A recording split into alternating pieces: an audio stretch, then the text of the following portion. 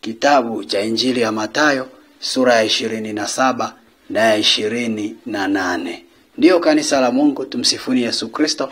Karibuni sana wapendwa katika kipindi chetu kizuri cha usomaji wa Biblia kwa njia ya sauti. Leo tunaenda kuhitimisha kwa pamoja kitabu hiki cha Injili ya Mathayo, ile sura ya 27 na ya 28.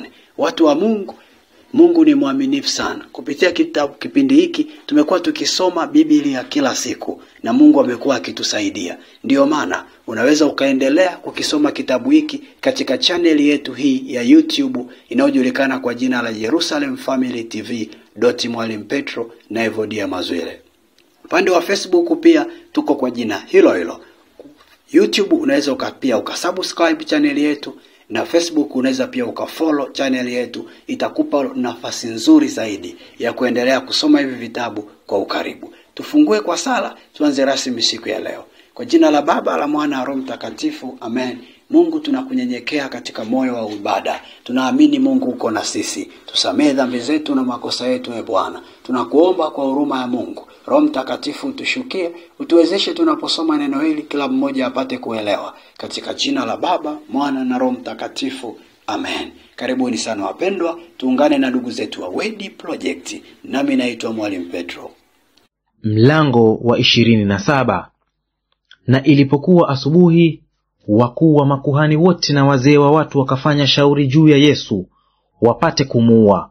Wakamfunga, wakamchukua, wakampeleka kwa Pilato aliyekuwa liwali. Kisha Yuda yule mwenye kumsaliti alipoona ya kuwa amekwisha kuhukumiwa, alijuta, akawarudishia wakuu wa makuhani na wazee vile vipande 30 vya fedha. Akasema, nalikosa nilipoisaliti damu usio na hatia. Wakasema, basi haya yatupasani sisi? Yaangalie haya wewe mwenyewe.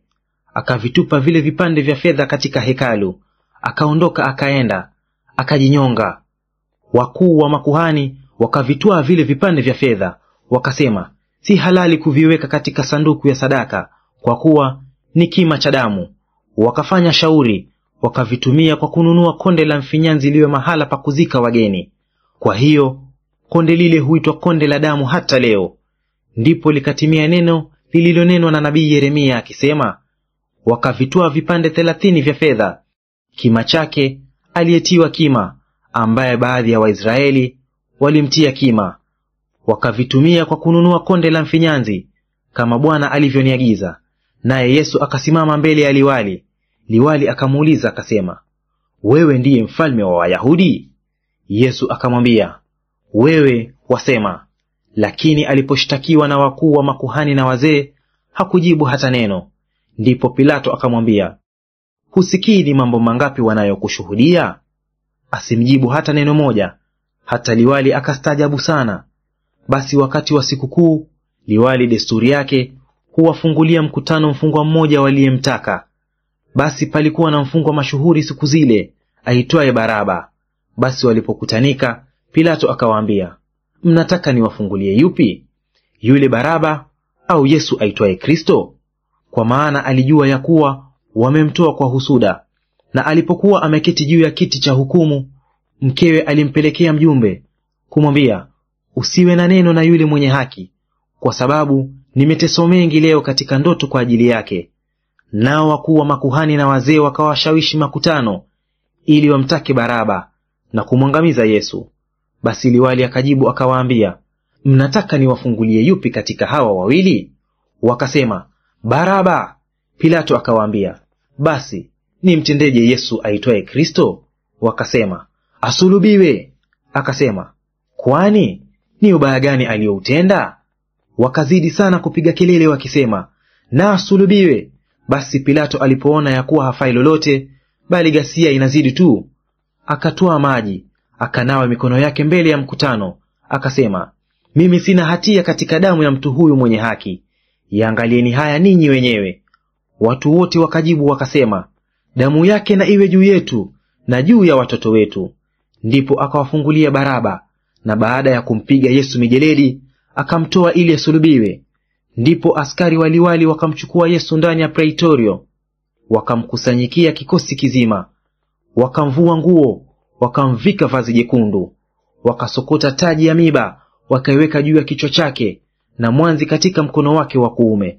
Wakapiga magoti mbele yake, wakamdhihaki wakisema, Salamu, mfalme wa Wayahudi. Kisha wakamtemea mate, wakautwaa ule mwanzi, wakampiga-piga kichwani. Walipokwisha kumdhihaki, wakalivua lile vazi, wakamvika mavazi yake, wakamchukua kumsulubisha. Hata walipokuwa wakitoka, wakamwona mtu Mkirene, jina lake Simoni. Huyu wakamshurutisha auchukue msalaba wake, na walipofika mahali paitwapo Golgotha, yani fuvu la kichwa, wakampa kunywa divai iliyochanganyikana na nyongo, lakini yeye alipoionja hakutaka kunywa. Walipokwisha kumsulubisha, waligawa mavazi yake, wakapiga kura, ili litimie neno lililonenwa na nabii, waligawa nguo zake kati yao, na juu ya vazi langu walipiga kura.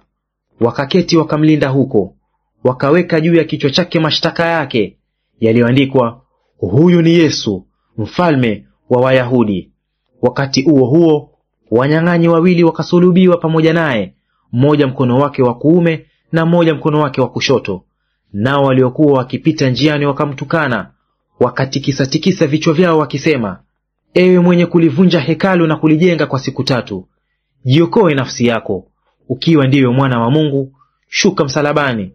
Kadhalika na wale wakuu wa makuhani walimdhihaki pamoja na waandishi na wazee, wakisema, Aliokoa wengine, hawezi kujiokoa mwenyewe. Yeye ni mfalme wa Israeli, na ashuke sasa msalabani, nasi tutamwamini. Amemtegemea Mungu, na amwokoe sasa kama anamtaka, kwa maana alisema, Mimi ni mwana wa Mungu. Pia wale wanyang'anyi waliosulubiwa pamoja naye walimshutumu vile vile. Basi tangu saa 6 palikuwa na giza juu ya nchi yote hata saa 9. Na kama saa 9, Yesu akapaza sauti yake kwa nguvu akisema, Eloi, Eloi, lama sabakthani, yani Mungu wangu, mbona umeniacha? Na baadhi yao waliohudhuria waliposikia, walisema, Huyu anamwita Eliya. Mara mmoja wao akaenda mbio, akatwaa sifongo, akaijaza siki, akaitia juu ya mwanzi, akamnywesha. Wale wengine wakasema, Acha, na tuone kama Eliya anakuja kumwokoa. Na Yesu akiisha kupaza sauti tena kwa nguvu, akaitoa roho yake.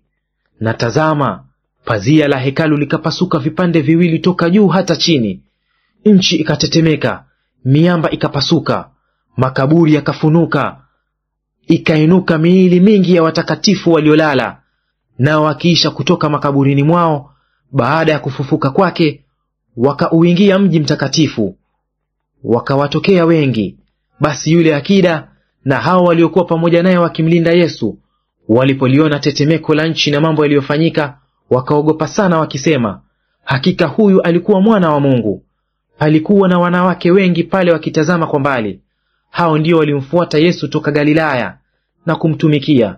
Miongoni mwao alikuwamo Mariamu Magdalene, na Mariamu mama yao Yakobo na Yusufu, na mama yao wana wa Zebedayo. Hata ilipokuwa jioni, akafika mtu tajiri wa Arimathaya, jina lake Yusufu, naye mwenyewe alikuwa mwanafunzi wa Yesu. Mtu huyu alimwendea Pilato akauomba mwili wa Yesu. Ndipo Pilato akaamuru apewe. Yusufu akautoa mwili, akauzongazonga katika sanda ya kitani safi, akauweka katika kaburi lake jipya alilokuwa amelichonga mwambani. Akaviringisha jiwe kubwa mbele ya mlango wa kaburi, akaenda zake. Na pale walikuwapo Mariamu Magdalene na Mariamu yule wa pili, wameketi kulielekea kaburi. Hata siku ya pili, ndiyo iliyo baada ya maandalio, wakuu wa makuhani na Mafarisayo wakamkusanyikia Pilato, wakasema, Bwana, tumekumbuka kwamba yule mjanja alisema alipokuwa akali hai, baada ya siku 3 nitafufuka. Basi amuru kwamba kaburi lilindwe salama hata siku ya 3, wasije wanafunzi wake wakamwiba na kuwaambia watu, amefufuka katika wafu, na udanganyifu wa mwisho utapita ule wa kwanza. Pilato akawaambia, mna askari, nendeni mkalilinde salama kadiri mjuavyo. Wakaenda wakalilinda kaburi salama, kwa kulitia jiwe muhuri pamoja na wale askari walinzi. Mlango wa 28. Hata Sabato ilipokwisha, ikapambazuka siku ya kwanza ya juma, Mariamu Magdalini na Mariamu yule wa pili walikwenda kulitizama kaburi. Na tazama, palikuwapo na tetemeko kubwa la nchi, kwa sababu malaika wa Bwana alishuka kutoka mbinguni, akaja akaliviringisha lile jiwe akalikalia, na sura yake ilikuwa kama umeme, na mavazi yake meupe kama theluji. Na kwa kumwogopa wale walinzi wakatetemeka, wakawa kama wafu. Malaika akajibu akawaambia wale wanawake, msiogope ninyi, kwa maana najua ya kuwa mnamtafuta Yesu aliyesulubiwa. Hayupo hapa, kwani amefufuka kama alivyosema. Njoni mpatazame mahala alipolazwa. Nanyi nendeni upesi mkawaambie wanafunzi wake, amefufuka katika wafu. Tazama, awatangulia kwenda Galilaya, ndiko mtakakomwona. Haya, nimekwisha waambia. Wakaondoka upesi kutoka kaburini kwa hofu na furaha nyingi, wakaenda mbio kuwapasha wanafunzi wake habari. Na tazama, Yesu akakutana nao akisema, salamu. Wakakaribia wakamshika miguu, wakamsujudia. Kisha Yesu akawaambia, msiogope, enendeni mkawaambie ndugu zangu waende Galilaya, ndiko watakakoniona. Nao wale walipokuwa wakienda, tazama, baadhi ya askari waliingia mjini, wakawapasha wakuu wa makuhani habari za mambo yote yaliyotendeka.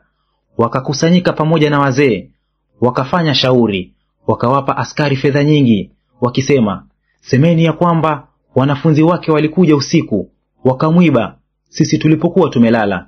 Na neno hili likisikilikana kwa liwali, sisi tutasema naye, nanyi tutawaondolea wasiwasi. Basi wakazitwaa zile fedha, wakafanya kama walivyofundishwa. Na neno hilo likaenea kati ya Wayahudi hata leo. Na wale wanafunzi 11 wakaenda Galilaya, mpaka mlima ule aliowaagiza Yesu. Nao walipomwona walimsujudia, lakini baadhi yao waliona shaka. Yesu akaja kwao, akasema nao akawaambia, nimepewa mamlaka yote mbinguni na duniani. Basi enendeni mkawafanye mataifa yote kuwa wanafunzi, mkawabatize kwa jina la Baba na la Mwana na la Roho Mtakatifu, na kuwafundisha kuyashika yote niliyoamuru ninyi. Na tazama, mimi nipo pamoja nanyi siku zote, hata ukamilifu wa dahari.